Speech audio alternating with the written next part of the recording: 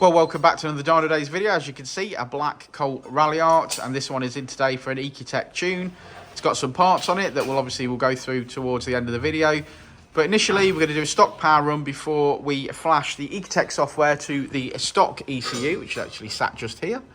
Yeah, we'll get a power figure, and that'll be our baseline. We'll go from there. Good morning, Jensen. Good morning.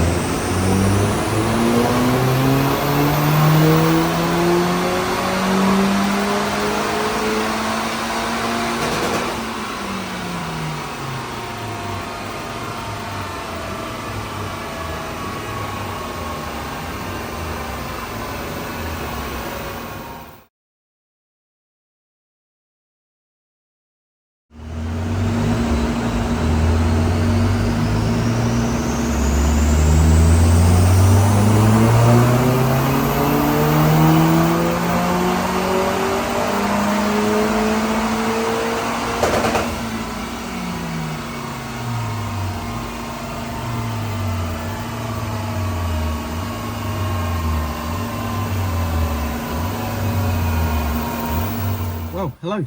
Yes, Hello. Mitsubishi Colt Ralliart, minimal mods. It's got a Piper Cross induction kit, and I think the reason for that is that K&N 57i kit that we've always used at Dynodaze has now been discontinued. Yeah. So we haven't got any. So if anybody knows anyone who's got some for me to sell, that'd be amazing. But Perhaps we've just got to look at building our own. building our own or doing something, didn't we? But we can't.